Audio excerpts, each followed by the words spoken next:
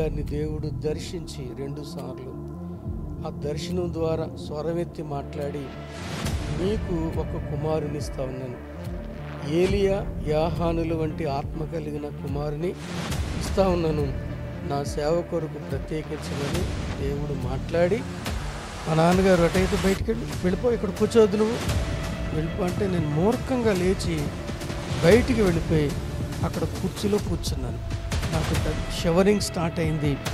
వణుకుపోతూ నేను భయంకరమైన తీవ్రమైన జ్వరంతో పడిపోయి, భయంకరమైన ఆ స్థితిలో నా తల్లిగారు తన ఒళ్ళో నన్ను పడుకోబెట్టుకుని సలీమైపోయిన నన్ను విచిత్రమైన పరిస్థితుల్లో నన్ను అధ్యక్షులు చేశారు.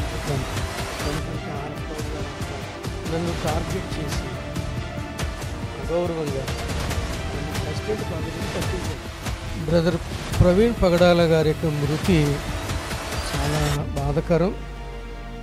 మరి నేను దేవుని కృప చేత ఒక 20 వేరు బైబిల్ స్కూల్స్లో, బైబిల్ కాలేజెస్లో లెక్చరర్గా పనిచేశాను. నేటికి పనిచేస్తా ఉన్నాను. ప్రస్తుతం GPPM బైబిల్ కాలేజీకి ప్రిన్సిపల్గా ఉన్నాను. అలాగే తాడేపల్లిగూడెంలో ఉన్న LLM బైబిల్ కాలేజీకి, బైబిల్ స్కూల్కి లెక్చరర్గా ఉన్నాను, టీచర్గా ఉన్నాను.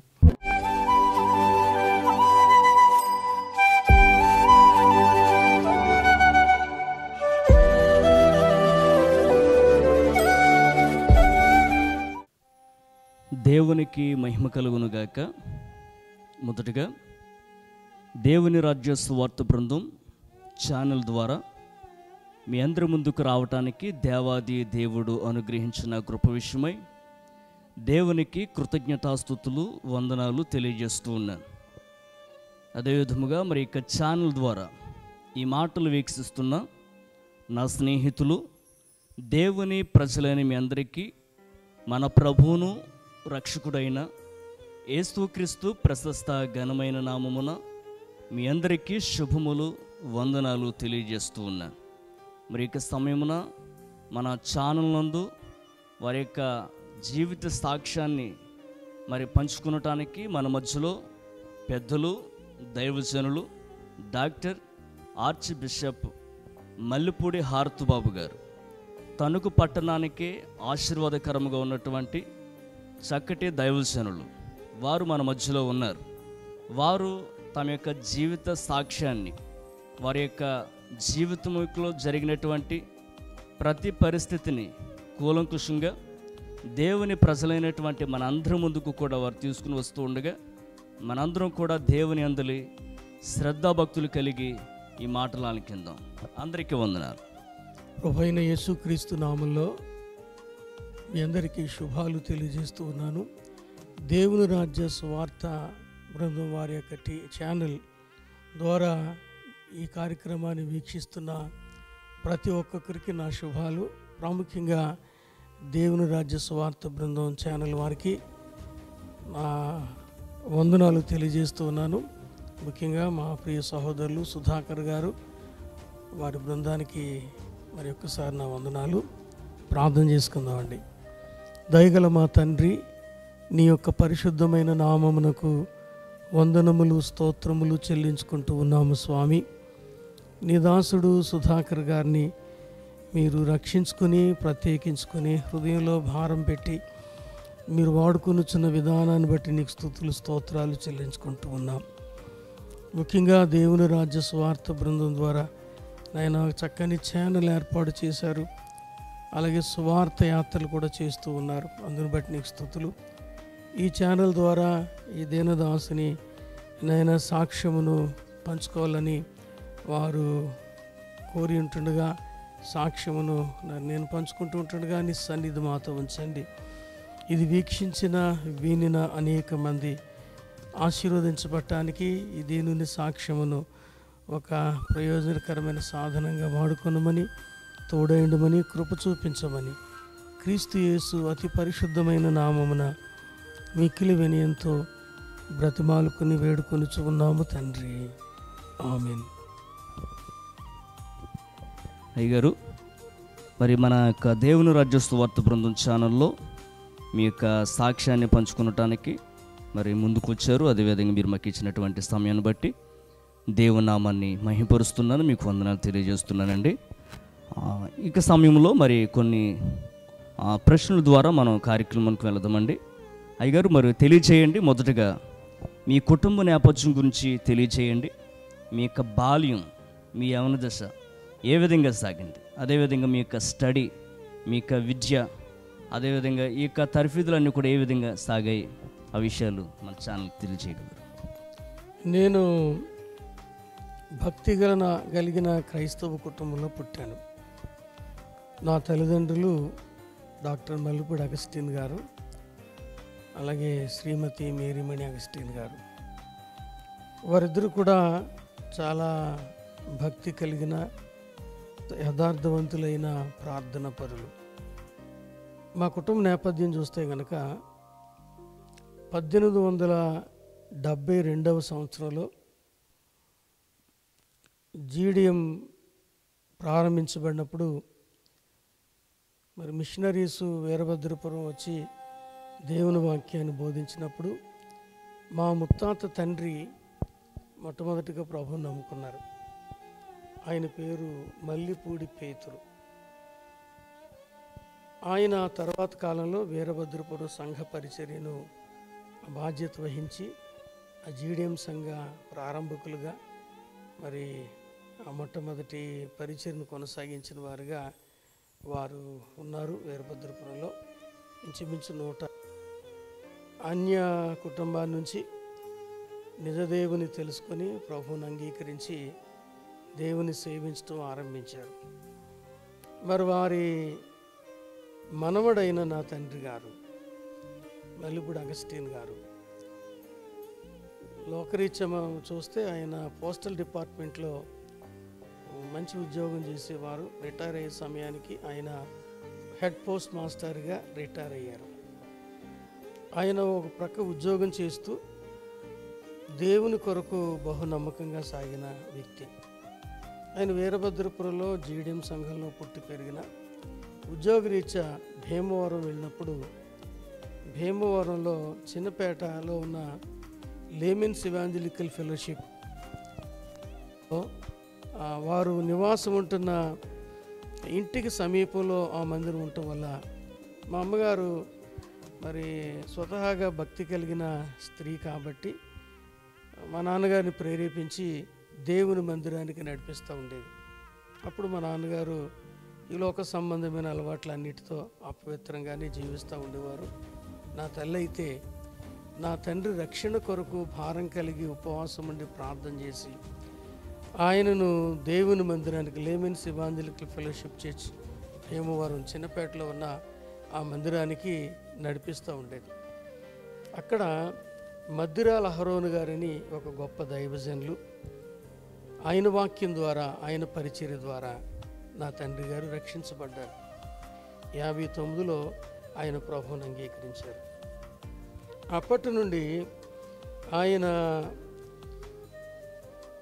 మంచి ఉజ్జీవము కలిగిన క్రైస్తవుడిగా తన జీవితాన్ని కొనసాగిస్తూ ఆ యవ్వన కాలంలో డ్యూటీ అయిపోయిన తర్వాత ఖాళీ సమయాల్లో సాయంకాలపు వేళ భీమవరం పరిసర ప్రాంతాల్లో సాయంకాలపు వేళ సువార్తకు వెళుతూ ఆయన భీమవరం పరిసర ప్రాంతాలు మాత్రమే కాకుండా ఆకివీడు వరకు కూడా సైకిల్ మీద రాత్రి వేళ సువార్తకు వెళ్ళి వస్తూ ఉండేవారు.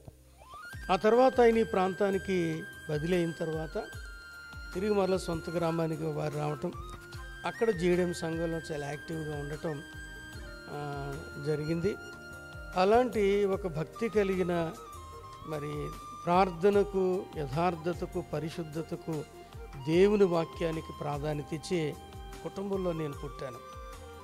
నాకు 3 అక్కలు, అలాగే 2 చెల్లెళ్ళు, 3 తమ్ముళ్ళు. మాది పెద్ద కుటుంబం. మా తల్లిదండ్రులకి 9 పిల్లలు. మేము 9లో నా ముందు అక్క, చిన్నక్క బాల్యంలోనే ప్రభువు పిలుపు అందుకుని వెళ్ళిపోయింది.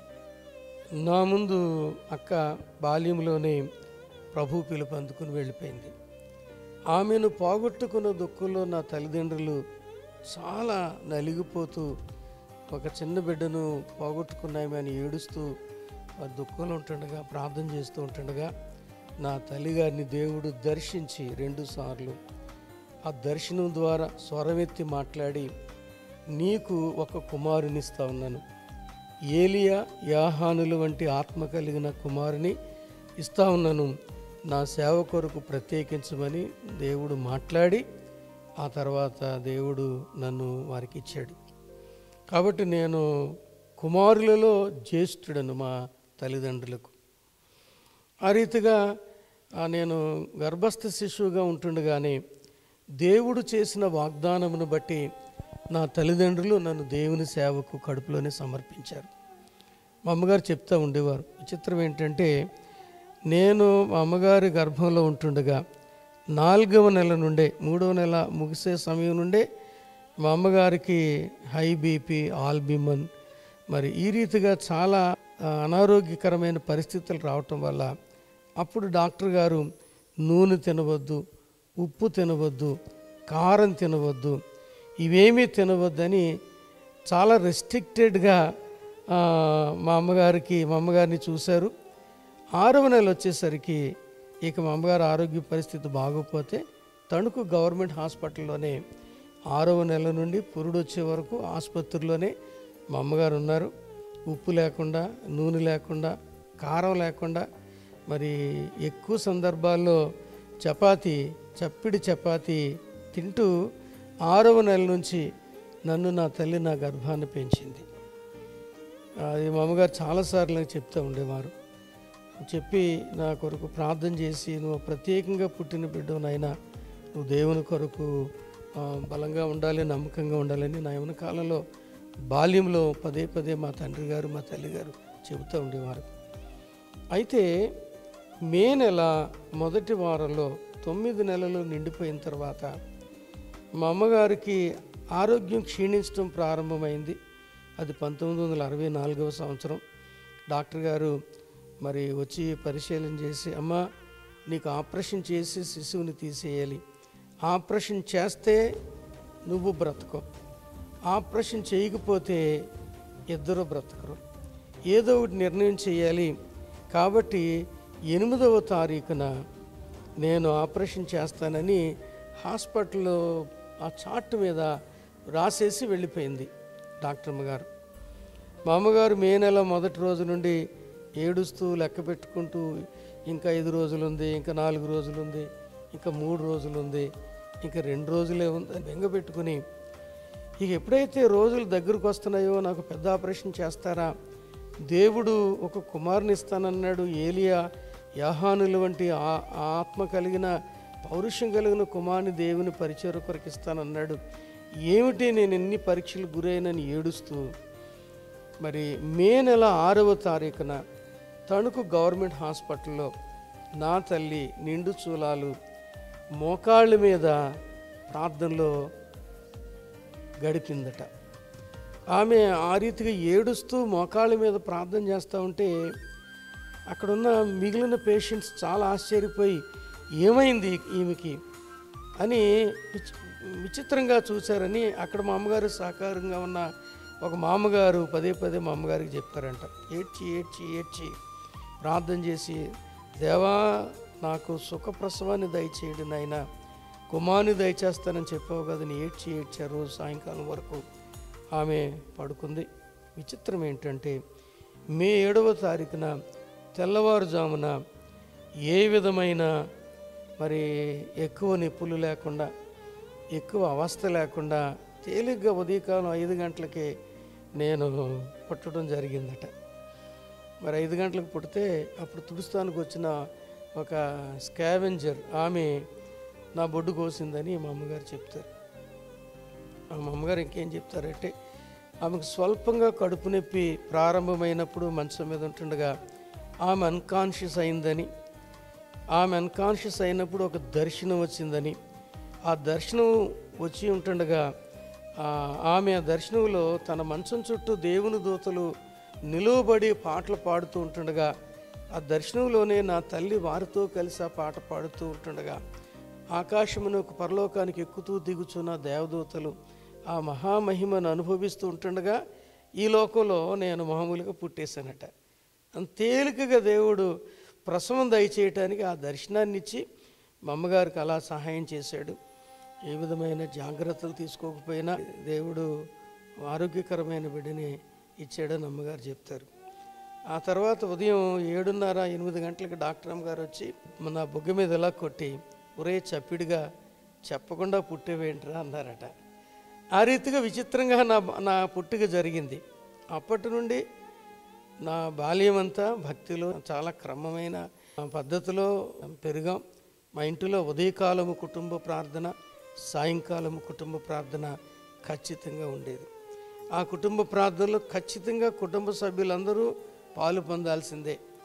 ఆ రీతిగా మరి నీతిమంతుని గుడారములలో నుండి రక్షణను కూర్చున్న సునాదము వినబడునని 118వ కీర్తనలో రాయబడినట్లు మా ఇంటిలో నుండి ఉదయ సాయంకాల సమయాల్లో ఖచ్చితంగా రక్షణను కూర్చున్న సునాదాలు వినబడాయి. ఈ రోజుకి ఇంకా కూడా మా ఊర్లో వీరభద్రపురంలో అనేక సందర్భాల్లో చాలామంది ప్రసంగం చేసేటప్పుడు ప్రార్థన ఉదాహరణ వచ్చినప్పుడు ఇదే ఉదాహరణ మా తల్లిదండ్రుల గురించి చెప్పడం, ఆ సంఘం ఈ సంఘం అనే వ్యత్యాసం లేకుండా చెబుతూ ఉంటారు. ఆ రీతిగా దేవుని కృపచేత ఒక ప్రార్థనతో కూడిన కుటుంబంలో నేను పుట్టాను. ప్రార్థనలో పెంచబడ్డాను, భక్తిలో పెంచబడ్డాను, యథార్థతలో పెంచబడ్డాను. ఇంకొకటి ఏంటంటే మా తల్లిదండ్రులు చిన్నప్పటి నుండి నీవు సేవకుడు, దేవుని సేవకు నేను సమర్పించామని చెబుతూనే పెంచారు. అంత మాత్రమే కాకుండా ప్రతి బుధవారం రాత్రి, శనివారం రాత్రి, వారంలో 2 రోజులు ఖచ్చితంగా మేము ఉపవాసం ఉండేవాళ్ళం. ఆ 2 రోజులు మందిరంలో జీడిఎం చర్చిలో mid week prayer and weekend prayer, అంటే వారం మధ్యలో ప్రార్థన బుధవారం రాత్రి, వారాంతపు ప్రార్థన శనివారం రాత్రి జరుగుతూ ఉండేది. ఆ ప్రార్థనలు మా తల్లిదండ్రులు మాత్రమే కాకుండా మమ్మల్ని కూడా ఉపవాసం పెట్టి తీసుకెళ్తూ ఉండేవారు. మా పిల్లలు మేమందరం ఉపవాసంలోనే ఉండేవారు.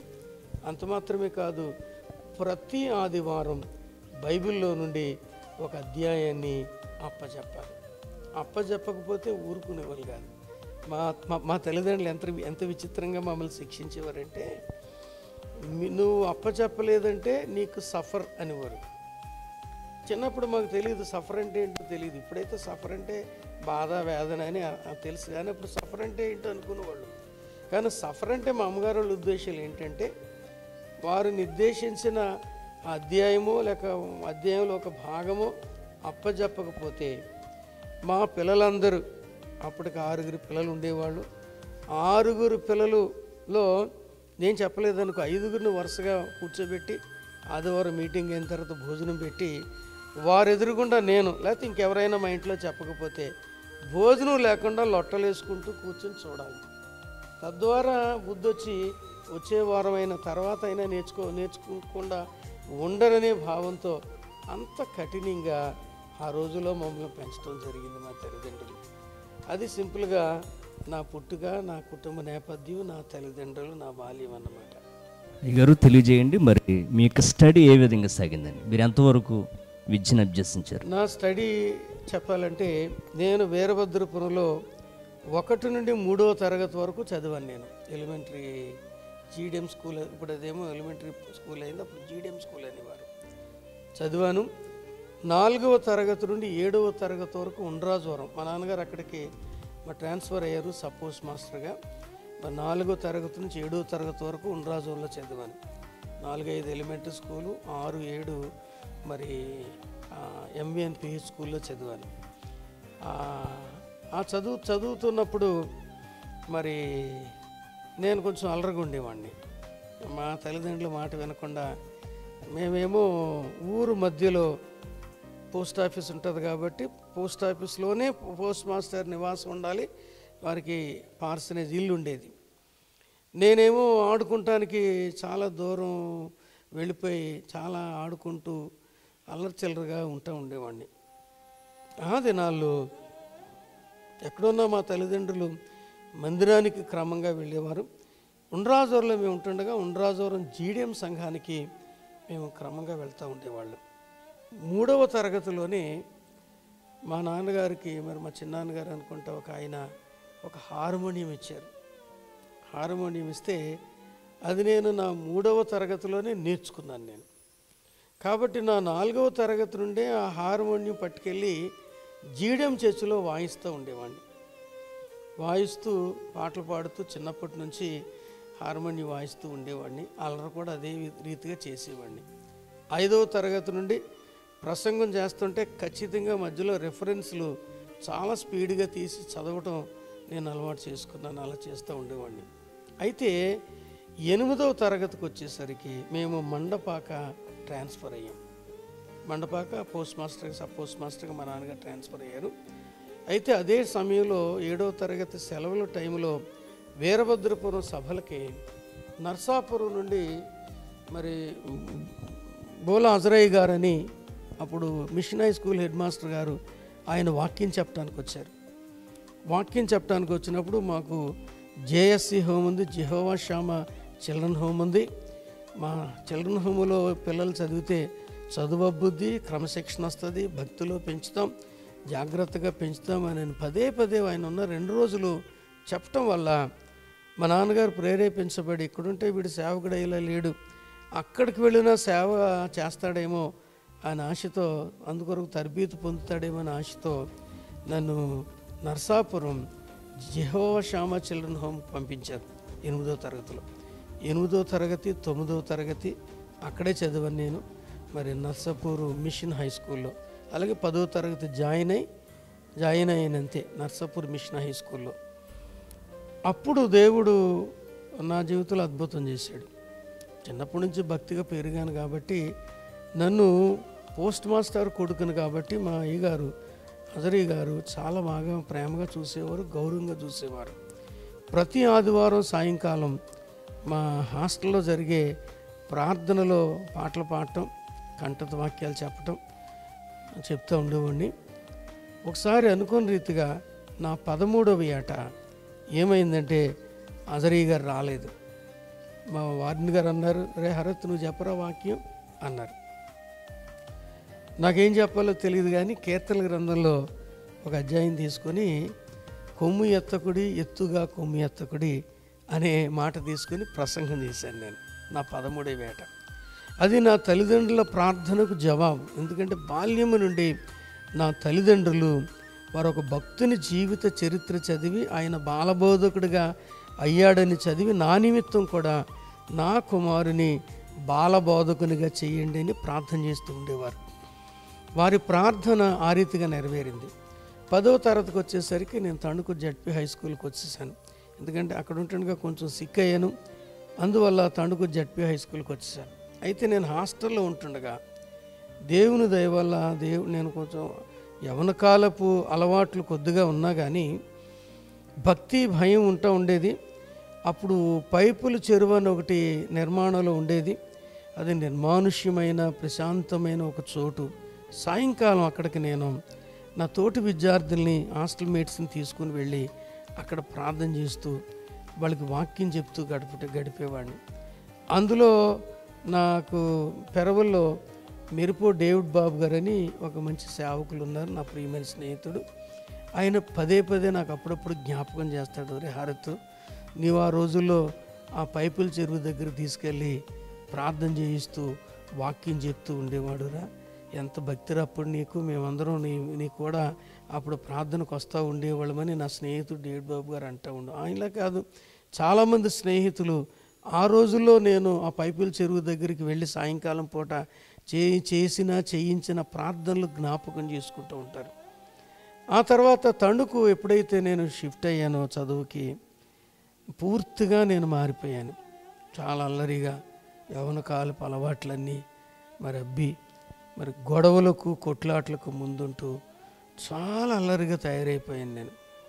చాలా అల్లరిగా తయారై మరి తల్లిదండ్రులను చాలా బాధ పెట్టి దుఃఖపెడుతూ ఉండేవాడిని. మరి అప్పుడు మాకు సివి సీతారామయ్య గారు అని మా హెడ్ మాస్టర్ ఉండేవారు.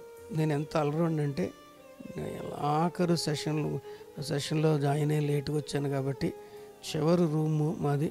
నేను కిటికీ దగ్గర సీట్ తీసుకుని అస్తమానం బయటకు చూడటమే, వెళ్ళి వచ్చేవాడిని. మా హెడ్ మాస్టరు రౌండ్స్కి వెళ్తూ ఉంటే నేనేమని అనుకోనంటే మా హెడ్ మాస్టర్కి ఒక బిరుదు ఇచ్చారు ఆ రోజుల్లో, ఆవు అని, అంటే ఆదర్శ ఉపాధ్యాయుడని ఆయనకి బిరుదిస్తే సివి సీతారామయ్య బ్రాకెట్లో ఆవు అని రాసేవారు. ఆ ఊ. నేనేం చేసేవాడిని అంటే హెడ్ మాస్టరు ఆ కిటికీ దాడుతూ వెళ్తూ ఉంటే దగ్గరగా ఆవు గడ్డి మేసను అనివ్వండి. ఎవడరా అని ఆయన కంగారు పడ చూసి ఆఖరికి ఒకరోజు నన్ను పట్టుకుని నన్ను తీసుకెళ్ళి శిక్షించి మా నాన్నగారికి చెప్పి తీసుకొచ్చి చాలా శిక్షించారు. అవన్నీ ఇప్పుడు చాలా సిల్లీగా అనిపిస్తాయి నాకు అవి ఆలోచన చేస్తే. ఆ తర్వాత నేను 10th పూర్తయిన తర్వాత మా నాన్నగారు వాళ్ళు బైబిల్ కాలేజీకి పంపించాలని వారు ప్రార్థన చేస్తూ ప్రయత్నం చేస్తుంటే నేను వెళ్ళనని చాలా మారం చేశాను. నేను 78వ సంవత్సరంలో నేను వెళ్ళనని చాలా పట్టుబట్టాను నేను. అయితే నా తల్లిదండ్రులు భారం కలిగి ప్రార్థన చేశారు. అది కూడా ఎందుకంటే మా ఊరు ఒక ఆయన యవనస్తుడు ఒక కూటంలో వాక్యం చెప్పడానికి వచ్చి, నేను మెడ్రాస్లో హిందుస్థాన్ బైబిల్ కాలేజీలో చదువుతున్నాను, అక్కడ చాలా బాగుంటుంది, మంచి తర్పీతిస్తారని చెప్పడం వల్ల మా నాన్నగారు చాలా ఆశించారు అక్కడ హిందుస్థాన్ బైబిల్ కాలేజీకి నన్ను పంపించాలని. అయితే నేను వెళ్ళనని పట్టట్టు కూర్చున్నాను. నేను సేవ చేయను, భుజాన్ని సంచేసుకుని తిరగాల, నేను వెళ్ళను అని చాలా అలర చేస్తూ ఉండేవాడిని. అలర చేయటం మాత్రమే కాకుండా ఇంటి పట్టి ఉండేవాడిని కాదు. ఎప్పుడో వచ్చేవాడిని, ఎప్పుడో వెళ్ళేవాడిని. మా అమ్మగారు అన్నం పెట్టేసి మూత పెట్టి ఉంటే వాళ్ళు పడుకుని నిద్రపోయిన తర్వాత రాత్రి వేళలో స్నేహితులతో తిరిగి వచ్చి ఎప్పుడో తినేవాడిని. భోజనం తింటే తినేవాడు, లేకపోతే లేదు. అలాగ నా తల్లిదండ్రులకు చాలా దుఃఖం కలిగించాను నేను, చాలా వేదన కలిగించాను. చాలా అల్లరి చేసిన యవనస్తుడిగా పేరు వచ్చింది, తొంటరివాడిగా. మరి నేను ఆ రోజుల్లో నాకంటే వయసులో పెద్దవాళ్ళతో స్నేహం చేయటం, వాళ్ళతో పాటు కలిసి తిరగటం. మేము ఆ మెయిన్ రోడ్లో వెళ్తూ ఉంటే చాలామంది యవన బిడ్డలు కలిగిన తల్లిదండ్రులు తలుపులు వేసుకుంటాం, తిట్టుకుంటాం, మమ్మల్ని దూషించడం జరిగేది ఆ రోజుల్లో 79వ సంవత్సరంలో. అయితే అంత మూర్ఖంగా ఉన్న రోజుల్లో ఒక అద్భుతం జరిగింది. ప్రతి ఉదయం కుటుంబ ప్రార్థన ఉంటుంది కదా మా ఇంట్లో. మా నాన్నగారు మేమంతా కుటుంబ ప్రార్థన కూర్చున్నాం ఉదయకాలమున.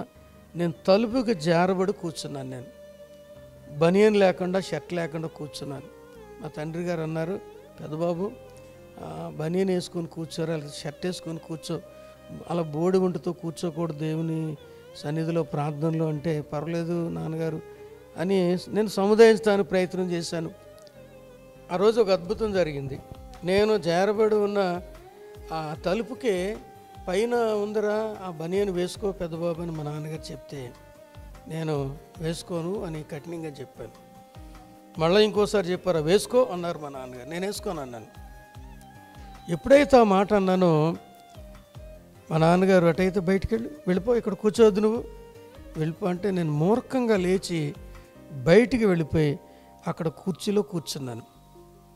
మా అమ్మగారు అప్పుడే లేచి వెళ్ళి మా నాన్నగారు ఆఫీస్కి వెళ్ళిపోవాలని ఆయనకి టీ కాస్తున్నారు, టిఫిన్ తయారు చేసి టీ కాస్తున్నారు. నా తండ్రి గారు ఇలా ప్రార్థన చేస్తున్నారు, దేవా ఇప్పుడు నీ సమయం వచ్చింది, ఇదిగో నా కుమారుడు రక్షణ కొరకు ప్రార్థన చేస్తున్నాం, చాలా అల్లరిగా దుర్మార్గంగా తయారయ్యాడు, నీవు వాడిని మొత్తైన బుద్ధి చెప్పి వాడిని రక్షించు అని ప్రార్థన చేస్తూ ఉన్నారు. వంటగది దగ్గర ఉన్న మా అమ్మగారు, అయ్యో ఇదేమన్నా ప్రార్థన అని గబగబా కంగారు పడుతున్నారు. నేను ఆ ప్రార్థన మా నాన్నగారు చేస్తూ ఉంటుండగానే నాకు పెద్ద షవరింగ్ స్టార్ట్ అయింది. వణుకుపోతూ నేను భయంకరమైన తీవ్రమైన జ్వరంతో పడిపోయాను. ఆ పడిపోవటం 26 రోజులు మంచం మీద పడ్డాను. నేను 26 రోజులు మంచం మీద పడి 26 లంకణాలు చేసి ఇక నేను చనిపోయే పరిస్థితికి వచ్చినప్పుడు భయంకరమైన ఆ స్థితిలో నా తల్లిగారు తన ఒళ్ళో నన్ను పడుకోబెట్టుకొని చిక్కి శల్యమైపోయిన నన్ను ఏ రీతిగా పుట్టానో ఆ వృత్తాంతమంతా చెప్పి ఒక వాక్యం చెప్పారు. సామెతల గ్రంథం 29:1, ఎన్నిసార్లు గద్దించినను లోబడిన వాడు మరి తిరిగి లేకుండా హఠాత్తుగా నాశన మగను అని వాక్యం చెప్పి కన్నీరు కారుస్తూ ప్రార్థన చేస్తూ ఉంటుండగా పరిశుద్ధాత్మదేవుడు నా హృదయంలో కార్యం చేయటం మొదలుపెట్టాడు. మా తల్లి వేదన చూచి ఆ వాక్యానికి భయపడి ఆమె చెప్పిన సాక్ష్యము బట్టి దేవుడు నా జీవితంలో ఇలాంటి కార్యాలు చేశాడా అని కార్యము జరిగి నేను ఏడుస్తూ మొదలుపెట్టినప్పుడు ఆమె రక్షణ సువార్త చాలా వివరంగా నాకు చెప్పినప్పుడు నా ప్రభు అయిన యేసుక్రీస్తు వారిని నా సొంత రక్షణగా అంగీకరించి నా పాపాలు ఒప్పుకొని ఆ రోజే మోకరించి నేను ప్రార్థన చేసి నా జీవితాన్ని ప్రభుకి ఇచ్చాను. తీర్మానం చేసుకున్నాను బైబిల్ కాలేజీకి వెళ్దామని. ప్రభువు నన్ను స్వస్థపరిచాడు. ఆ తర్వాత మెడ్రాస్ హిందుస్థాన్ బైబిల్ కాలేజీలో వేదాంత విద్యను అభ్యసించడానికి వెళ్ళాను. అక్కడ 80 నుంచి 86 వరకు చదివాను. ఈ గత 37 సంవత్సరాల కాలంలో నేను బైబిల్ కాలేజ్ ముగించుకున్న ఈ గత 37-38 సంవత్సరాల కాలంలో నేను వేరు బైబిల్ స్కూల్స్ 20 వాటిలో లెక్చరర్గాను టీచర్గా చేశాను. 1000 మంది పైగా విద్యార్థులు మా చేతిలో తయారయ్యారు దేవుని దయ వల్ల. నేను బాగా సంతోషించి బాగా నేను ఆశీర్వదించబడిన లేకపోతే ఆనందించే నా అనుభవం ఏంటంటే, భీమవరం మన్నా బైబిల్ కాలేజ్ లెక్చరర్గా నేను పనిచేసినప్పుడు 88, 89, 90 సంవత్సరాల్లో చాలామంది యవనస్తులైన వారు బాగా ఆశీర్వదించబడ్డారు. ఈనాడు వాళ్ళు చాలా బలమైన సేవ చేస్తున్నారు. యవనస్తుని వివాహం కాకుండా బైబిల్ కాలేజీలో ఫ్రెషర్గా వచ్చి చెప్పటం చాలా యాక్టివ్గా ఉండేవాడిని. అలాగే మరి కోయిలగూడలో పుష్ వారు ఏర్పాటు చేసిన onsite school of evangelism IBL వారిది, దాంట్లో కూడా 2 సంవత్సరాలు చేశాను నేను. అక్కడ కూడా మరి చాలామంది సేవకులు నా చేతిలో మరి తర్ఫీదు పొందిన వారు బలమైన సేవ చేస్తూ నేటికి మాతో టచ్లో ఉన్నారు. అలాగే నర్సాపురంలో, ధవళేశ్వరంలో, జంగారెడ్డిగూడలో, ఇంకా అలాగే అనేక చోట్ల దేవుని కృపచేత టీచ్ చేయటానికి తాడేపల్లిగూడలో సహాయం చేశాడు. ప్రస్తుత అమలాపురంలో, తణుకులో మరి టీచ్ చేస్తూ ఉన్నాను. ఆ రీతిగా బైబిల్ ఉపాధ్యాయుడిగా, ఈ రోజుగా కూడా విద్యార్థిగా, రేపు నేను హోమిలెటిక్స్ చెప్పాలి, అలాగే ఇండియన్ చర్చ్ హిస్టరీ చెప్పాలి. వారం రోజుల నుంచి సిద్ధపడుతున్నాను. నేను ఒక విద్యార్థిలాగా ఇప్పటికింకా నేను చదువుతున్నాను. ఈ వయసులో చదువుతూ సిద్ధపడుతూ నేను ఏదైతే నేర్చుకున్నానో అది వారికి ప్రయోజనకరంగా ఉండటం చెప్పటం ఒకటే నాకు చేతనవును. కాబట్టి మా విద్యార్థులైన వారు ఈనాటికి చెప్పగలరు మేము ఆశీర్వదించబడుతున్నామని. దేవుడు నాకు ఇచ్చిన మరొక కృపావరం ఏంటంటే, మా విద్యార్థులు అనేక మంది లూథరన్ చర్చెస్లో పాస్టర్స్గా చేస్తూ ఉండటాన్ని బట్టి లూథరన్స్ లెంట్ సమయంలో 40 రోజుల పాటు ఉపవాసం ఉంటారు. కాబట్టి 46 లెసన్స్ వాళ్ళకు ఉంటాయి. నేను దానికి ముందు తర్వాత రోజులు కలిపి 52 రోజులు ప్రతిదినం గత 9 సంవత్సరాలుగా ప్రసంగాలు తయారు చేస్తూ పంపుతూ ఉన్నాను. నేను వాట్సాప్లో వేల మంది ఆశీర్వదించబడుతూ ఉన్నారు. నేను ఏ రోజు ఎక్కడికి వెళ్ళి వాక్యం చెప్పినా ఎవరో ఒకళ్ళు వస్తారు, అయ్యా మీరు ఆ ఫలానా రోజు లెంట్ మెసేజ్ నేను చదివాను, నేను దాన్ని ఉపయోగించుకున్నాను, లేకపోతే నేను చదివి మేలు పొందాను అని చెప్పేవారు అనేక మంది ఉన్నారు. కాబట్టి అది దేవుడిచ్చిన కృపావరం. ఆ ఒక్క మెసేజ్ తయారు చేయడానికి నేను 7 నుండి 9 గంటలు కూర్చుంటాను. బైబిల్ చదవటం, ప్రార్థన చేయటం, టైప్ చేయటం. అంటే రోజుకి ఇంచుమించు 9 గంటల పాటు ప్రయాసపడితే ఒక మెసేజ్ తయారవుద్ది. ఆ రీతిగా 52 రోజులు చేస్తున్నాను సంవత్సరంలో. ప్రతి సంవత్సరం గత 9 ఏళ్ళుగా 52 రోజులు రోజుకి ఇంచుమించు 9 గంటలు చొప్పున ప్రయాసపడటానికి దేవుడు సహాయం చేస్తున్నాడు. నా కొరకు ప్రార్థన చేయండి. అయ్యగారు తెలియజేయండి, మరి మీరు ఏ వయసులో సేవకు వచ్చారండి? అదే విధముగా మరి మీరు ఏ వయసులో ప్రభువును మీ స్వరక్షకునిగా అంగీకరించారు? నేను నా ప్రభువును స్వరక్షకునిగా అంగీకరించింది వివరంగా చెప్పాలంటే, నా 13వ ఏటనే నా హృదయాన్ని ప్రభువుకి ఇచ్చాను. కానీ యవ్వన కాలంలో ఈ లోక సంబంధమైన ఆకర్షణకు లోనై పడిపోతూ లేస్తూ ఉన్న ఆ సందర్భంలో తిరిగి మరలా నా 17వ ఏట నా తల్లిగారు చెప్పిన ఆ సాక్ష్యము, ఆవిడ చేసిన ప్రార్థన, ఆ రక్షణ సువార్త విని అప్పుడు 80వ సంవత్సరం ఆరంభంలో మార్చి నెలలో నా హృదయాన్ని నేను ప్రభువుకి ఇచ్చాను. ప్రభు నా సొంత రక్షణగా అంగీకరించాను. అప్పుడు ఆ తర్వాత నేను బైబిల్ కాలేజీకి వెళ్ళాను. అయ్యగారు మరి తెలియచేయండి, మీరు సేవ ప్రారంభించిన నాటి నుండి మరి మీకు ఎదురైనటువంటి అనుభవాలు, అనగా సన్మానాలు ఏంటి, లేదంటే అవమానాలు ఏంటి?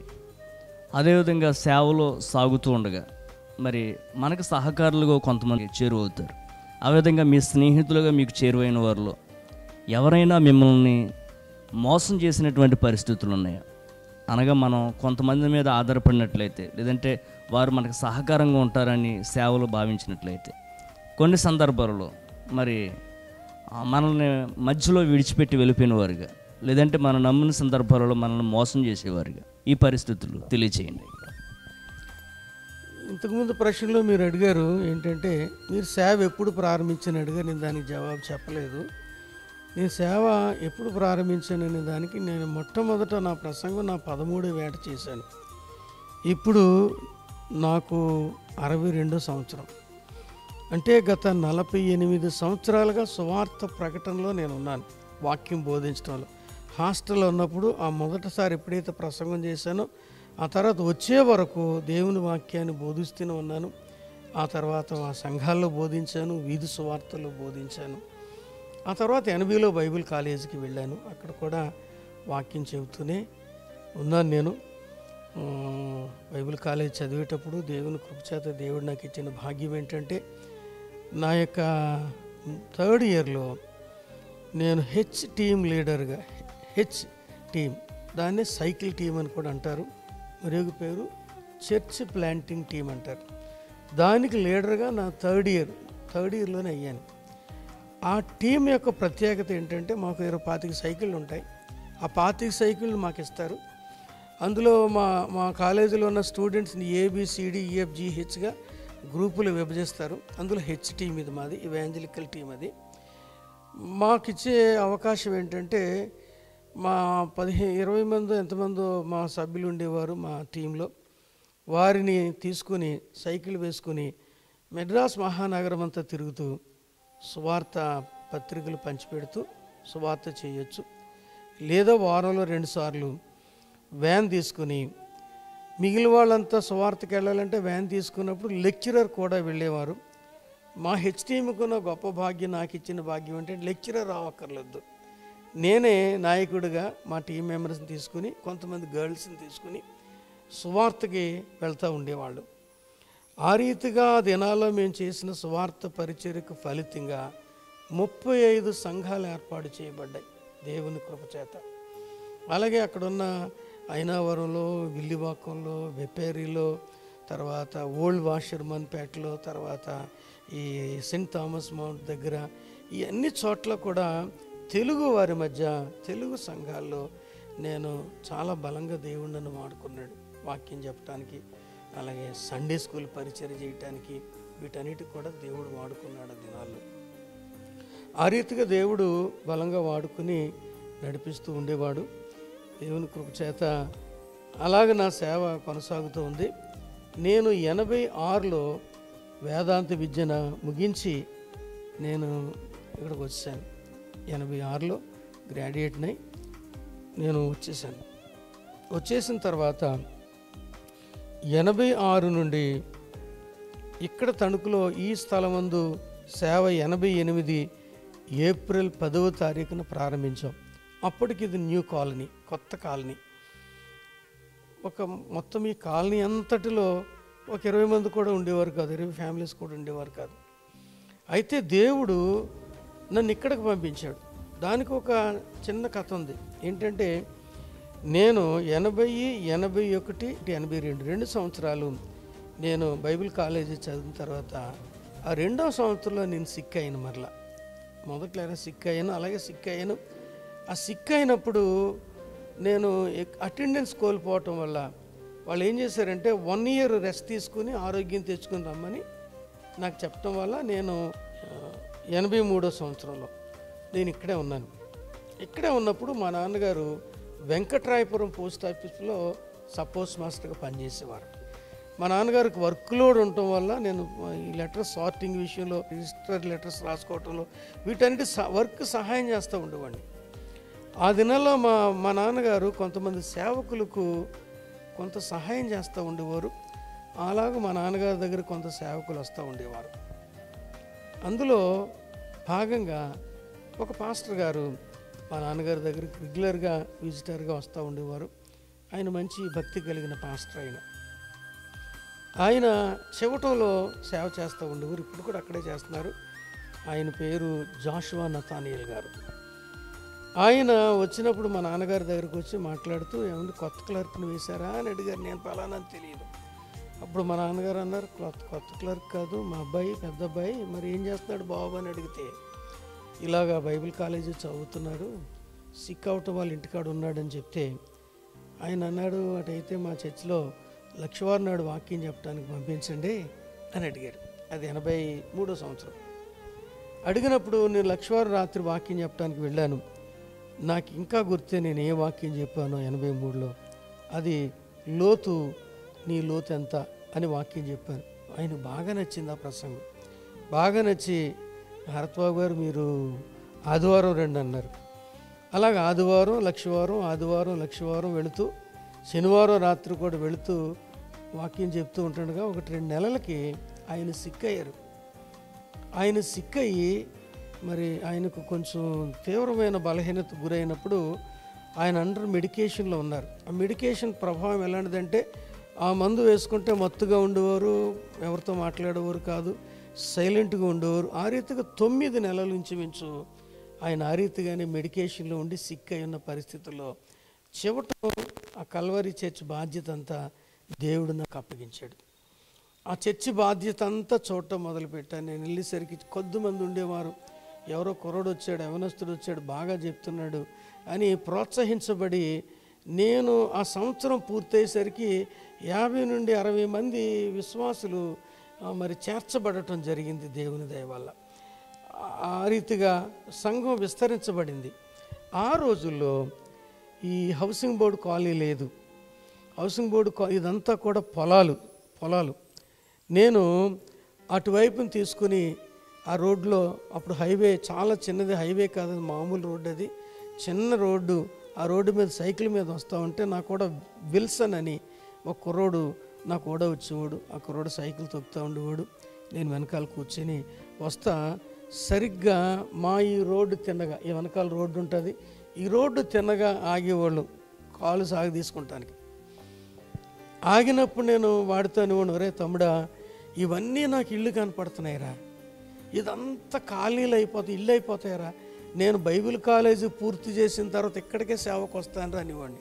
వాడినవాడు, అన్నయ్య నీకు భక్తి ఎక్కువైపోయింది, పిచ్చి పట్టేసింది, పొలాలు చూసి ఇల్లు అంటావేంటి, బిల్డింగ్లు అంటావేంటి, నువ్వు మెడ్రాస్లో బిల్డింగ్లు చూసి వచ్చావు, అయ్య బాబా భక్తి పిచ్చి నుంచి బయటకు వచ్చా అన్నయ్య అని వాడాడు. కాదురా, ఇక్కడ ఇల్లే కనపడుతున్నాయి నాకు అని. వారంలో 2 సార్లు వెళ్ళినప్పుడల్లా ఈ రోడ్డు తిన్నగానే అలవాటుగా ఆగేవాళ్ళం కాళ్ళు సాగదించుకోవటానికి.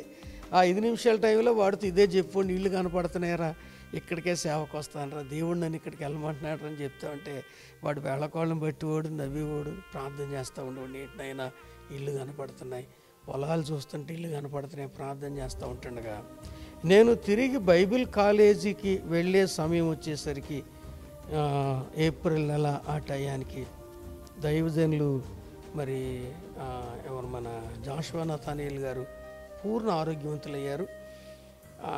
అప్పుడు కూడా మళ్ళీ నేను కొన్ని వారాలు వెళ్తూ ఉండేవాడిని. ఆయన నన్ను విడిచిపెట్టలేదు, రమ్మంటూ ఉండేవారు ఆయన.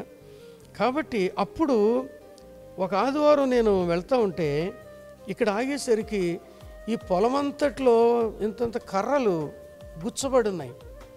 ఏంటి కర్రలు గుచ్చారేంటా అని అనుకుని మేము కొంచెం ఎదరికి వచ్చేసరికి ఆ ఎదర వివేకానంద స్ట్రీట్ అంటారు ఇప్పుడు, అక్కడ మొదట్లో ఒక పెద్ద బోర్డు పెట్టారు. ఆ బోర్డు ఏముందంటే, ఈ స్థలము హౌసింగ్ బోర్డుకి కేటాయించడం జరిగింది, LIG ఇన్ని, LIG 1 ఇన్ని, HIG ఇన్ని ఇల్లు 300 చిల్లర ఇల్లు అని రాసి పెట్టారు.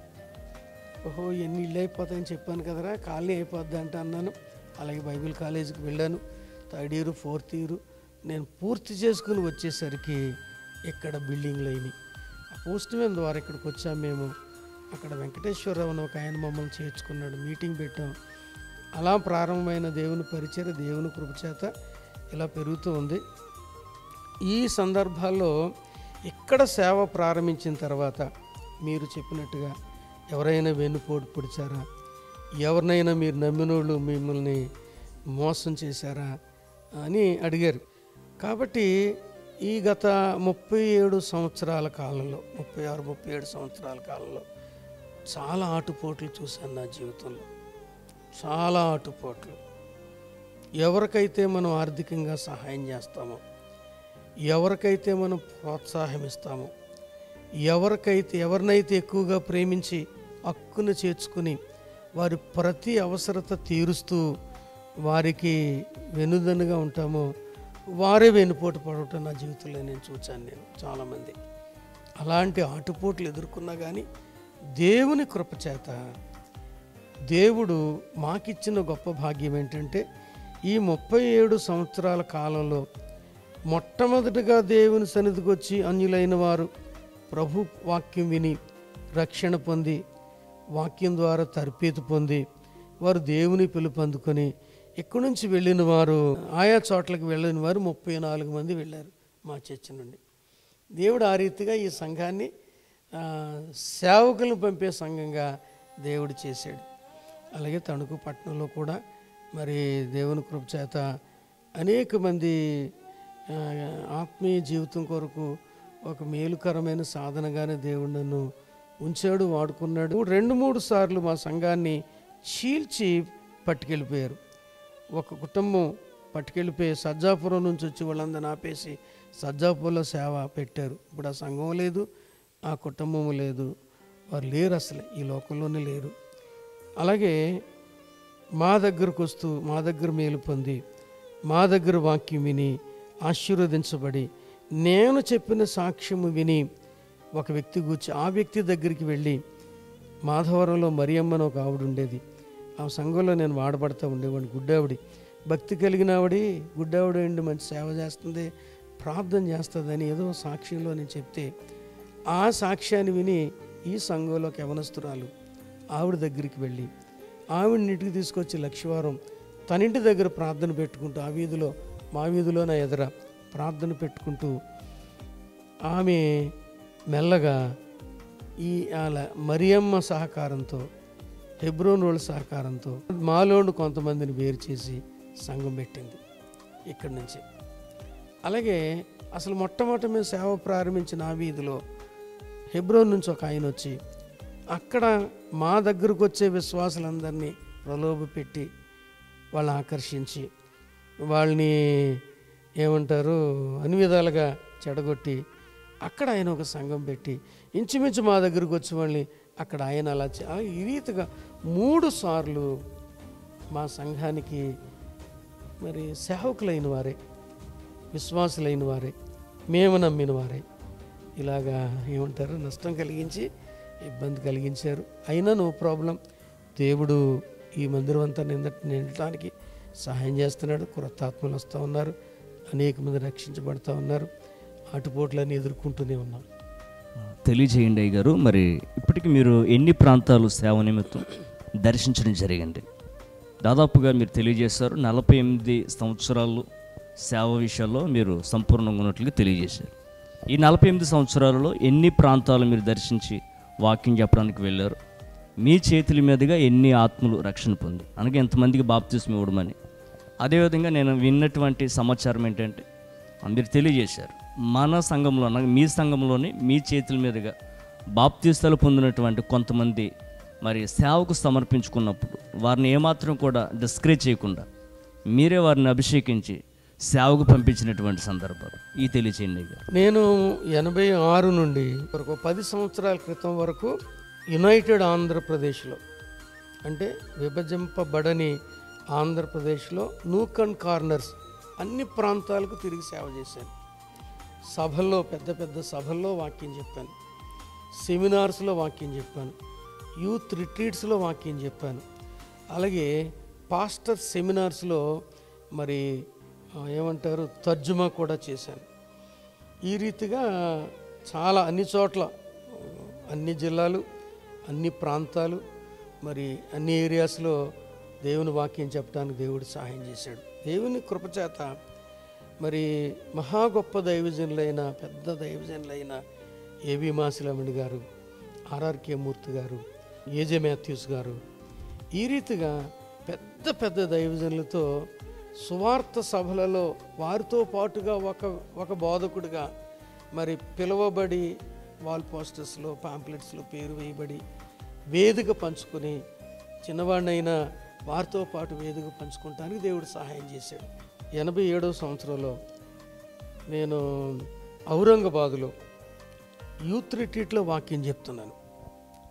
యూత్ రిట్రీట్లో నేను వాక్యం చెప్తా ఉంటే అక్కడ మా బావగారు మరి మమ్మల్ని పిలిచారు. ఆయన యూత్ రిట్రీట్ పెట్టి, ఆ యూత్ రిట్రీట్లో నేను ఏం వాక్యం చెప్తానంటే, రాజకుమారుడైన అమ్నోను నీవు నానాటికి చిక్కుపోవటకు కారణం ఏంటి, దాన్ని తీసుకుని మాట్లాడుతున్నాను. నేను మాట్లాడుతూ ఉంటుండగా, నేను వాక్యం చెప్తూ ఉంటుండగానే ఒక యవనస్తుడు చాలా కన్నీరు కారుస్తున్నాడు, ఏడుస్తున్నాడు, చాలా ఏడుస్తున్నాడు.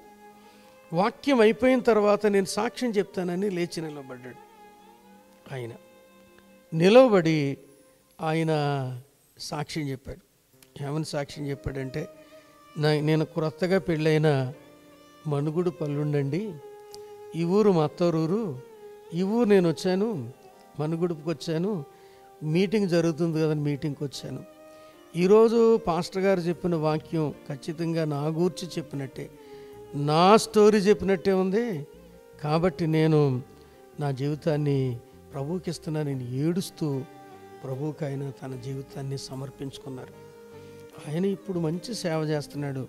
ఇక్కడే ఉండ్రాజవరంలో జీడెం సంఘ కాపరిగా పెద్దగా ఆయన చేస్తున్నాడు. ఆయన పేరు డేవిడ్ రాజు గారు. ఆ రీతిగా అనేక మంది యూత్ రిట్రీట్స్ ద్వారా మారు మనసు పొందటానికి దేవుడు వాడుకున్నాడు. ఇక్కడ పెరవలను ఒక ఊరుంది, తణుకు ప్రక్కనే. ఆ పెరవల్లో జీడెం చర్చిలో రెగ్యులర్గా ప్రతి ఆదివారం రాత్రి యూత్ రిట్రీట్ పెట్టేవాళ్ళు, యూత్ మీటింగ్ పెట్టేవాడిని. నేను యూత్ మీటింగ్ పెడుతూ వాక్యం చెప్తూ ఉంటుండగా జరిగిన ఒక అద్భుతం, చాలామంది రక్షించబడ్డారు. అందులో నుండి ఒక గొప్ప దైవజన్ని దేవుడు తీసుకొచ్చాడు. అక్కడ యూత్ రిట్రీట్లో ఆ రోజు నేను వాక్యం చెప్పి వాక్యం బోధించిన తర్వాత ఒక యవనస్తుడు, అప్పుడు నేను యవనస్తుడినే, వాక్యం విని రక్షణ పొంది, ఆ తర్వాత ఆయన చెప్పిన సాక్ష్యం ఏంటంటే, ఆయన మరి డెలిబరేట్గా చెప్పారు, నాకు వ్యక్తిగతంగా చెప్పారు, లైవ్ ప్రసంగం లైవ్లో కూడా ఆయన చెప్పడం జరిగింది. ఆయన తణుకులోనే ఒక పెద్ద దైవజనులలో ఒకడు, ఆయన పేరు డాక్టర్ ఏలియా గారు. ఆయన కూడా ప్రభు కృప చేత నా పరిచర్య ద్వారా, నా వాక్యం ద్వారా రక్షించబడటానికి యూత్ రిట్రీట్లో రక్షణ పొందడానికి దేవుడు సహాయం చేశాడు. ఆ రీతిగా అనేక మంది, ఇలా చెప్పుకుంటకపోతే తణుకులో సేవ చేస్తున్న వారిలో ఒక 60 మంది పైగా సేవకులు ప్రభు కృప చేత దీనదాసుని వాక్యం విని రక్షణ పొందడం జరిగింది. నా ద్వారా బాప్సం పొందిన వారు చాలామంది పొందారు, 100 కొలది మంది బాప్సం పొందారు. నేను 1000 కొలది కూటాల్లో సభల్లో వాక్యం చెప్పడానికి దేవుడు అప్పటి నుంచి వాడుకుంటూ ఉన్నాడు. అంత మాత్రమే కాదు, సంఘ స్థాపన చేయటానికి కూడా దేవుడు సహాయం చేశాడు, దేవుడు వాడుకుంటూ ఉన్నాడు. మన తణుకు పట్టణంలో ఒక సేవకుల యొక్క యూనియన్కి మీరు అధ్యక్షులుగా ఉన్నారు. దాని పేరు టఫ్. ఫుల్ నేమ్ చెప్పండి అయ్య గారు. Tanuku united pastors and preachers fellowship. నేను గౌరవ అధ్యక్షుడిని ప్రస్తుతం. ఈ యొక్క యూనియన్కి మీరు గౌరవ అధ్యక్షులుగా ఉన్నారు. అవును. అయితే ఇప్పటికింకా మన తణుకు పట్టణంలో చూసినట్లయితే 2-3 యూనియన్స్ ఉన్నాయి. యూసీఎన్ అని, అదేవిధంగా టీమ్ అని, ఈ విధంగా కొన్ని రకాలుగా తణుకు మండలం పాస్టర్ ఫెలోషిప్ అని, ఈ విధంగా అనేక రకాలైనటువంటి యూనియన్స్, సేవకులు సదస్సు యొక్క వేదికలు ఉన్నాయి. అయితే మీరు నిర్వహిస్తున్నటువంటి, మీరు అధ్యక్షులుగా గౌరవ అధ్యక్షులుగా ఉన్నటువంటి ఈ టఫ్ కోసం మీరు తెలియచేయండి. అసలు ఏ విధంగా ఈ టఫ్ అనేది ఏర్పడింది, దానికి మీరు ఏ విధంగా గౌరవ అధ్యక్షులు అయ్యారు, ఈ టఫ్ లేకముందు మీరు దేంట్లో సాగేవారు, ఆ పరిస్థితులు తెలియచేయండి. ఇది చెప్పాలంటే చాలా నేపథ్యం. ఇది తణుకు పాస్టర్స్ ఏమంటారు యూనియన్ గురించి చెప్పాలంటే దశకంలోకి వెళ్ళాలి. మిడ్ 80s అంటారు. అంటే 80వ సంవత్సరం, 86, 85 సంవత్సరానికి వెళ్ళిపోవాలి. ఆ టైంలో ఏలూరు నుంచి ఒక ఆయన విజయ్ కుమార్ గారని తణుకు పట్టణానికి సిఐగా ప్రమోట్ అయ్యి వచ్చారు, సర్కిల్ ఇన్స్పెక్టర్గా. He is a very good believer, మంచి విశ్వాసి, మంచి ఆసక్తి కలిగిన, దైవభక్తి కలిగిన క్రైస్తవ సిఐ ఆయన తణుకు వచ్చిన తర్వాత ఆయన చేసిన ఒక పని ఏంటంటే, తణుకులో క్రైస్తవులకంటూ ఒక యూనియన్ ఏర్పాటు చేయాలని UCO అని స్టార్ట్ చేశారు, యునైటెడ్ క్రిస్టియన్ ఆర్గనైజేషన్. ఈ యునైటెడ్ క్రిస్టియన్ ఆర్గనైజేషన్లో పాస్టర్స్ ఉన్నారు, ఉద్యోగస్తులు ఉన్నారు, విద్యార్థులు ఉన్నారు, లాయర్లు ఉన్నారు, డాక్టర్లు ఉన్నారు.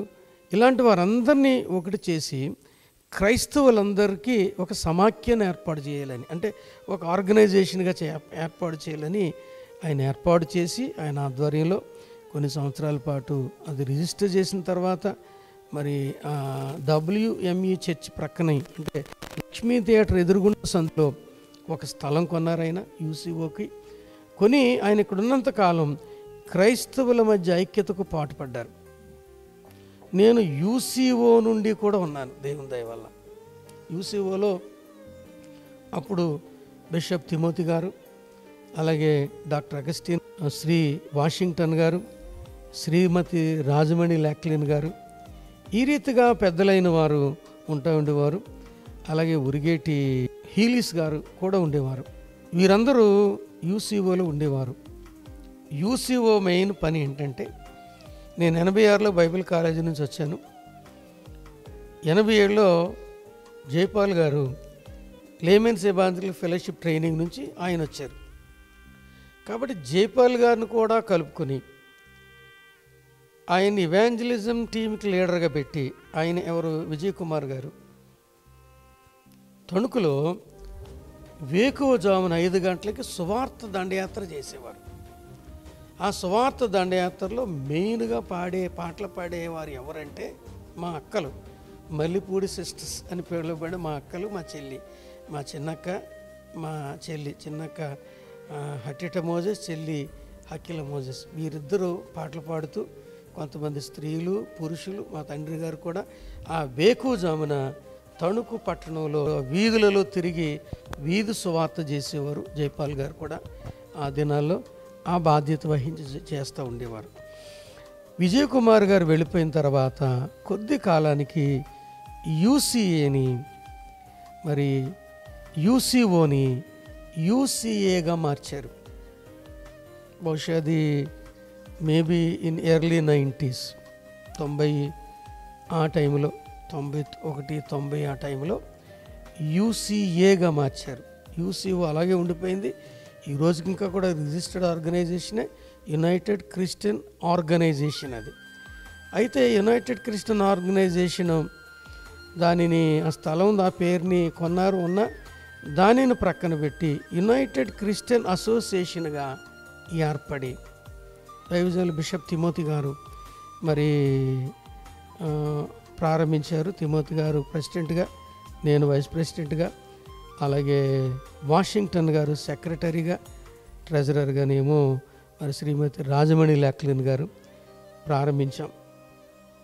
ఆ రీతిగా ప్రారంభించి UCA సంవత్సరంలో 3 సార్లు కానీ 4 సార్లు కానీ గ్యాదర్ అయ్యేవాళ్ళం అంతే. United Christian association UCA gather అయ్యేవాళ్ళు. ఎప్పుడంటే అక్టోబర్ నెలలో బైబిల్ సొసైటీకి కాంట్రిబ్యూషన్ తీసుకుంటారు. బైబిల్ సొసైటీ కాంట్రిబ్యూషన్ కొరకు పిలుస్తూ UCA మీటింగ్ కూడా దాంట్లో కలిపేస్తూ ఉండేవారు. అది తిమోతి గారు క్యాంపస్లో జరిగేది, వాళ్ళ చర్చిలో కానీ వాళ్ళ బ్యూలా క్యాంపస్లో కానీ జరిగేది. ఆ తర్వాత అక్టోబరు, నవంబరు నెలల్లో 2 సార్లు, డిసెంబర్లో చేయబోయే క్రిస్మస్ కొరకు ఆ కార్యక్రమం జరుగుతూ ఉండేది. అలా ఉంటుండగా ఆ సహవాసానికి 19 సంవత్సరాలు నేను వైస్ ప్రెసిడెంట్గా ఉన్నాను. నేను తిమోతి గారు ఈ లోకయాత్రను ముగించిన తర్వాత ప్రభు పిలుపు అందుకున్న తర్వాత విచిత్రమైన పరిస్థితుల్లో నన్ను అధ్యక్షుని చేశారు. దానికి చేయకూడదని చాలా ప్రయత్నాలు జరిగాయి, చాలా ఆటంకాలు జరిగాయి.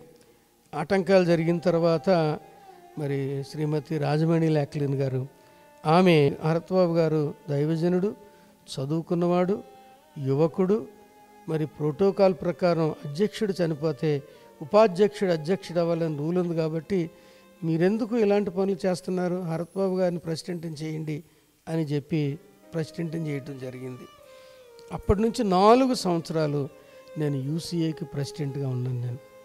నేను ప్రెసిడెంట్గా అయిన తర్వాత నేను మొట్టమొదట చేసిన పని ఏంటంటే యూసీఏ ఒక క్యాంపస్లోనే ఉండకుండా దానిని బయటికి తీసుకొచ్చాను. నేను యూసీఏ క్రిస్మస్ అసోసియేషన్గా ఉండకుండా క్రిస్టియన్ అసోసియేషన్గా ప్రాచుర్యం పొందటానికి కృషి చేశాను, అవిరళమైన కృషి చేశాను.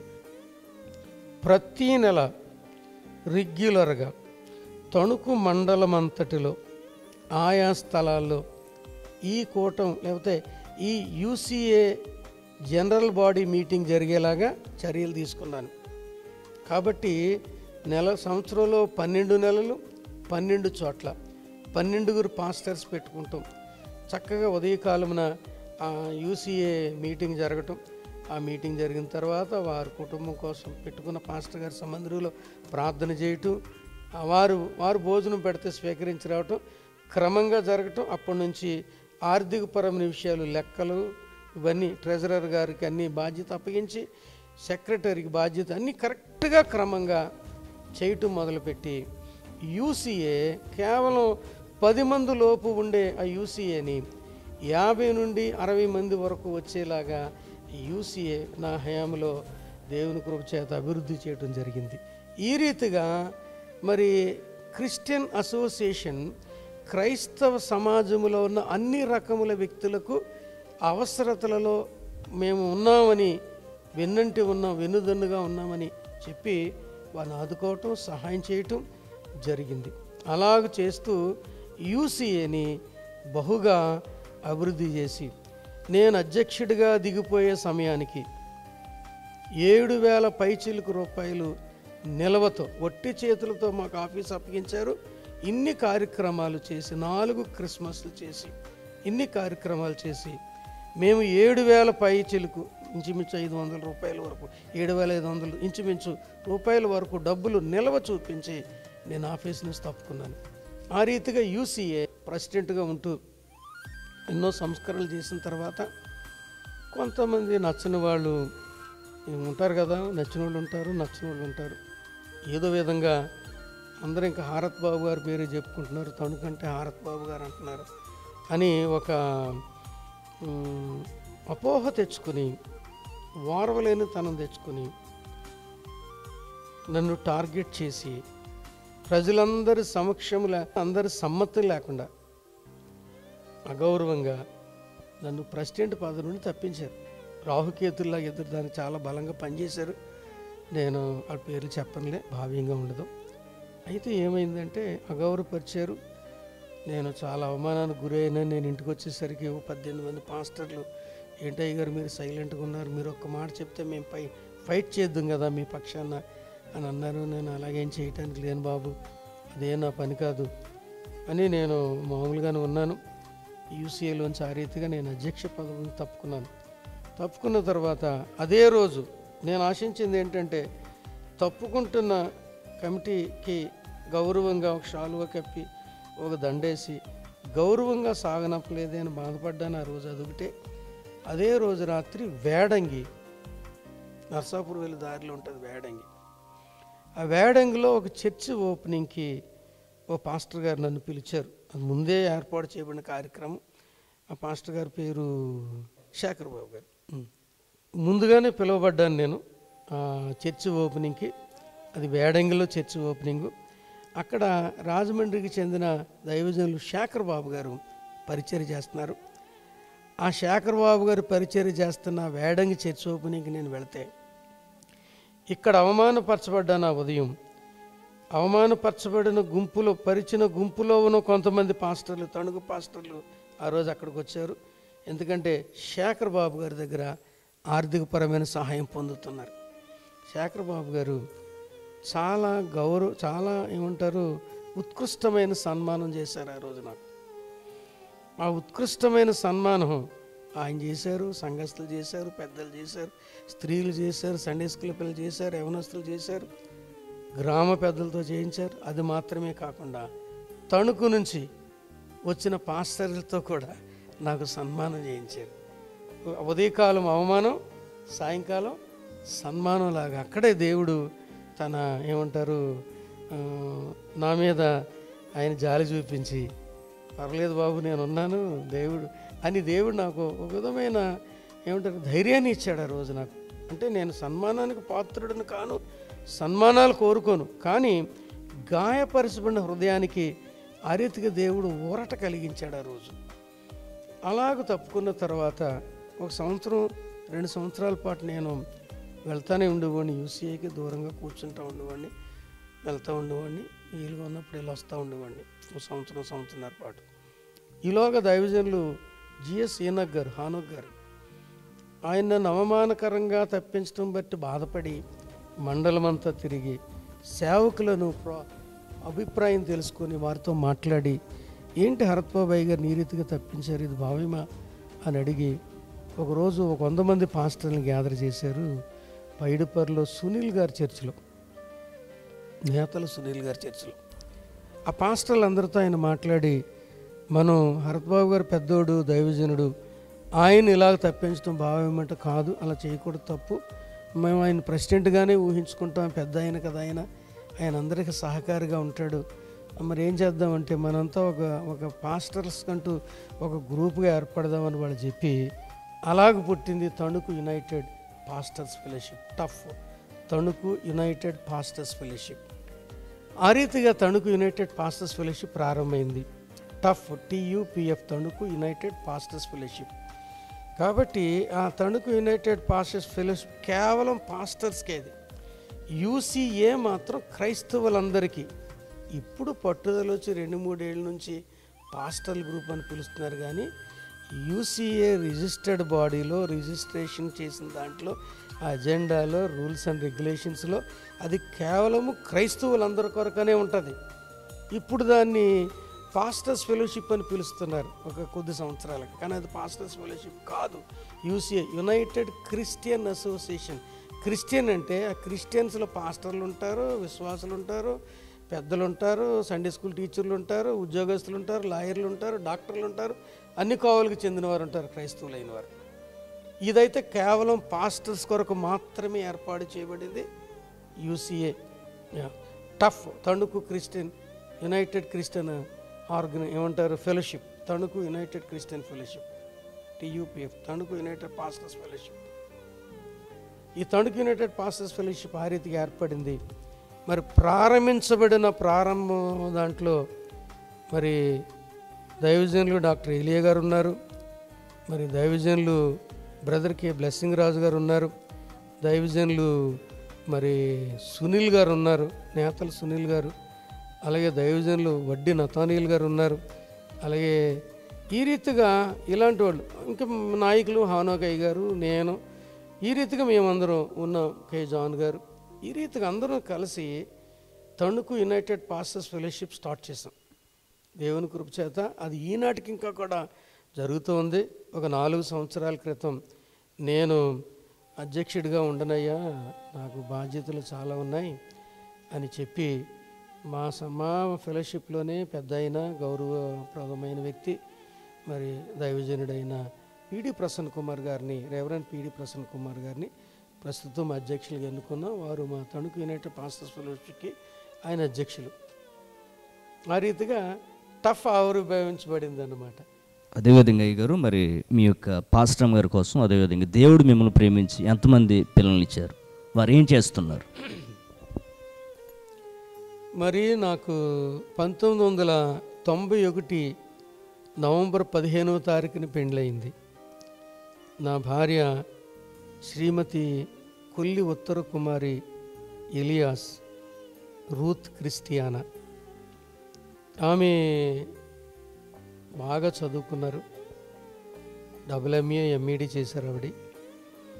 మరి ఆ రోజుల్లో ఆమె దేవుని సేవ చేయటం కొరకు చేయగలగాలి అని ఆశ కలిగి, సేవ చేయాలంటే ఒక సేవకుని వివాహం చేసుకుంటేనే అది సాధ్యం అనే నిర్ణయంతో వెనకాల నుంచి ప్రార్థన చేసి సేవకుడిని అయినా నన్ను చేసుకుంటానికి ఆవిడ ముందుకొచ్చింది.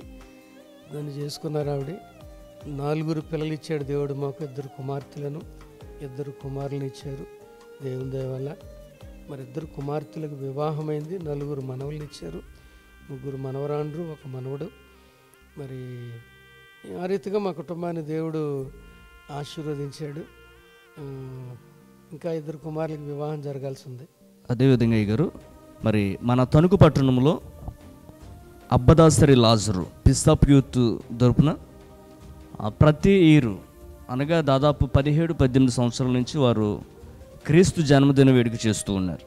అయితే ఈ 17-18 ఇయర్స్ కూడా దానికి సభాధ్యక్షులుగా మీరే వ్యవహరిస్తూ ఉన్నారు. అనగా అబ్బదాసరి లాజర్ గారు తెలుగుదేశం పార్టీలో రాష్ట్ర ఎస్ఎస్సీల అధ్యక్షులుగా వారు పదవి కూడా చేశారు. అయితే వారు నిర్వహిస్తున్నటువంటి ఇక క్రిస్మస్ కార్యక్రమానికి గత కాలంగా ఇప్పటి వరకు మీరే అధ్యక్షులుగా వ్యవహరిస్తున్నారు. ఈ విషయంలో ఏమన్నా బాండింగ్ ఏమైనా ఉందంటారు వారికి మీకు? బాండింగ్ ఏమి లేదు. నిజానికి చెప్పాలంటే పీస్ ఆఫ్ యూత్ క్రిస్మస్ కార్యక్రమానికి అధ్యక్షత వహించడానికంటే ముందు టీసీవై క్రిస్మస్కి అధ్యక్షత వహించాను నేను. తణుకు క్రిస్టియన్ యూత్ క్రిస్మస్కి. తణుకు క్రిస్టియన్ యూత్ మొదటి క్రిస్మస్కి నేను అధ్యక్షత వహించాను. ఆ మొదటి క్రిస్మస్కి భీమవరం నుండి మేడిది జాన్సన్ గారు వాక్యం చెప్పడానికి వచ్చారు. 2వ సంవత్సరం నేను టీసీవై క్రిస్మస్కి వాక్యం చెప్పాను. మరి ఆ సంవత్సరం మరి ఒక బ్రదరు నక్షత్రరావు గారు అధ్యక్షత వహించారు. ఆ తర్వాత సంవత్సరం కూడా నేను మరి టీసీవైలో అధ్యక్షత వహించాను. యాక్టివ్గా ఉండేవాడిని. ఆ తర్వాత పీస్ ఆఫ్ యూత్ ప్రారంభించిన తర్వాత మరి అబ్బదాసరి లాజర్ గారు మరి ఆయన చాలా ప్రేమిస్తారు, గౌరవిస్తారు. ఒక పెద్దగా, ఒక గౌరవప్రదమైన దైవజనుడిగా ఆయనను చూస్తారు. అదే మా బాండింగ్. అంతకంటే మించి బాండింగ్. ఆయన చాలా ప్రేమిస్తాడు, చాలా గౌరవిస్తారు. ఆయనకు హృదయం లోపల దేవుని కొరకు ఏదో విధంగా ఏదో ఒక కార్యం చేయాలి, క్రిస్మస్ ద్వారా సువార్తను వినిపించాలనే ఉద్దేశం, భారం కలిగి ఆయన పీస్ ఆఫ్ యూత్ ద్వారా క్రిస్మస్ కార్యక్రమాలు ఘనంగా చేస్తున్నారు. గత 17-18 సంవత్సరాల నుండి మరి వినూత్నమైన రీతిలో సంవత్సరానికి ఒక కొత్త స్పీకర్ని అరేంజ్ చేసి ఎంత ఖర్చు అయినా ఎంత భారమైనా చేస్తూ ఉన్నారు. అలాగే యవనస్తుడైన అబ్బదాసరి లాజర్ గారు ఆ రీతిగా చేయటం ఒక్కటే నేను ఆయనతో బాండింగ్ ఉండటానికి కారణం. అంతకంటే ఏం కాదు.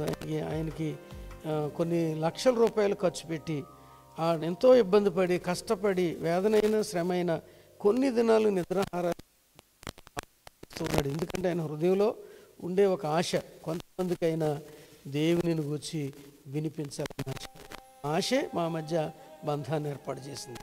అదేవిధంగా గారు, మరి మన 2 తెలుగు రాష్ట్రాలలో యావత్తు క్రైస్తవులను శోక సముద్రంలో ముంచినటువంటి దైవజనుడు ప్రవీణ్ పగడాల్ గారి యొక్క మృతి మరి ఈ సంవత్సరం 2025 మార్చి 24 జరిగినటువంటి మృతి.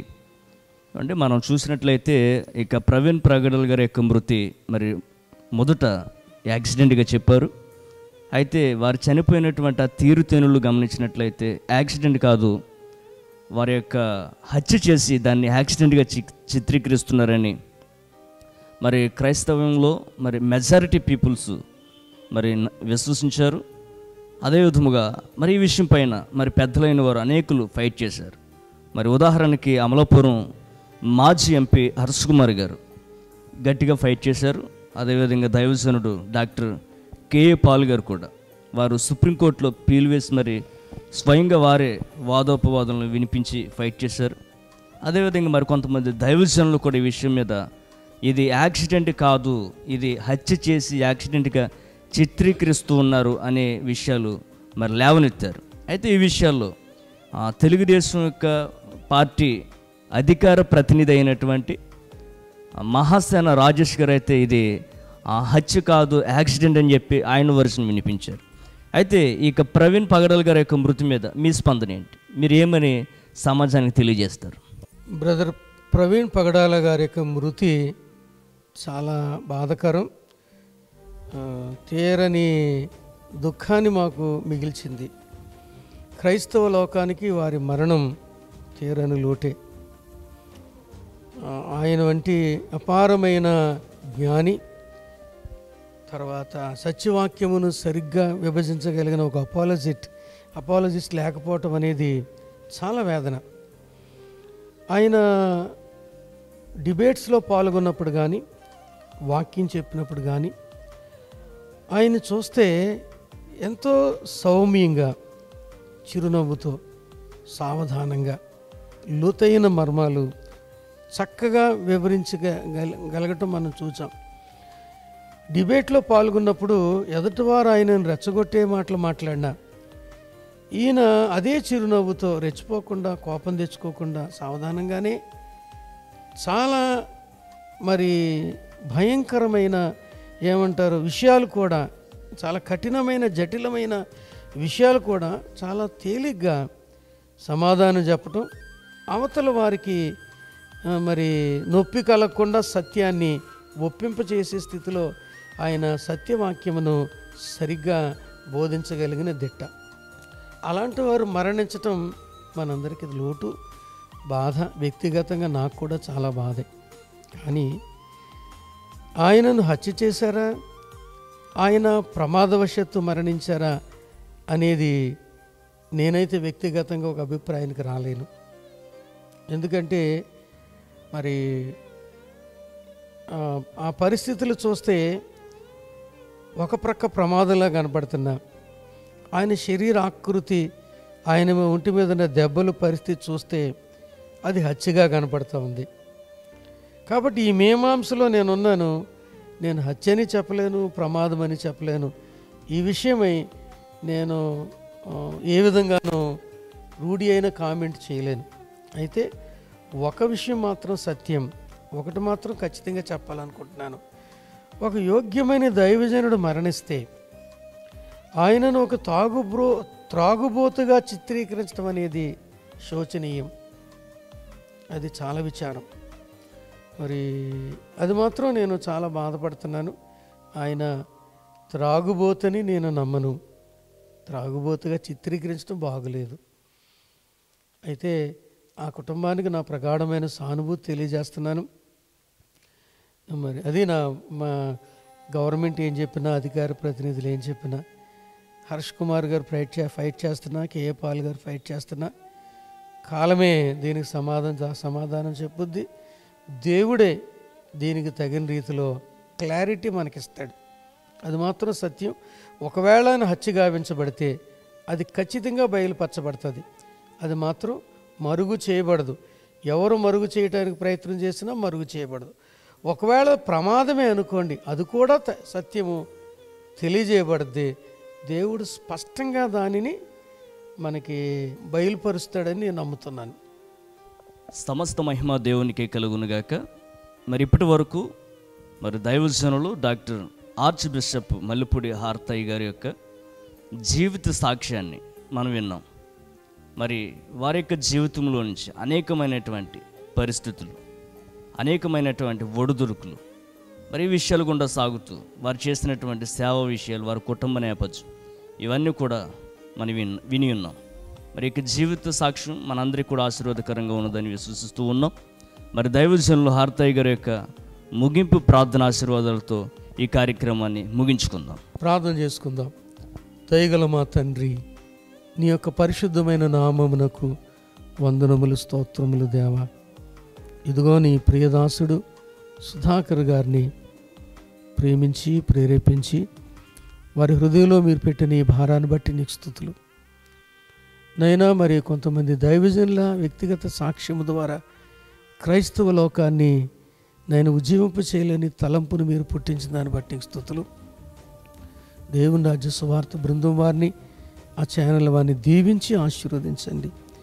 ఈ కార్యక్రమాన్ని వీక్షిస్తున్న ప్రతి ఒక్కొక్కరిని దీవించమని, విన్న మాటలు వారికి ప్రయోజనకరంగా ఆశీర్వాదకరంగా చేయమని కోరుకుంటూ, నీ దీవెన, నీ ఆశీర్వాదం మాపై నుంచమని బ్రతిమాలుకుంటూ, క్రీస్తు యేసు అతి పరిశుద్ధ నామమున మిక్కిలి వినయముతో బ్రతిమాలుకొని వేడుకొనుచున్నాము తండ్రి, ఆమేన్. ఇప్పుడు మన పరమ తండ్రి అయిన దేవుని యొక్క ప్రేమ, మన ప్రభువును రక్షకుడైన యేసుక్రీస్తు యొక్క కృప, పరిశుద్ధాత్మ దేవుని అన్యోన్య సహవాసం, ఆదరణ, సహాయము సదాకాలము మనందరికీ తోడైండునుగాక. ఆమేన్.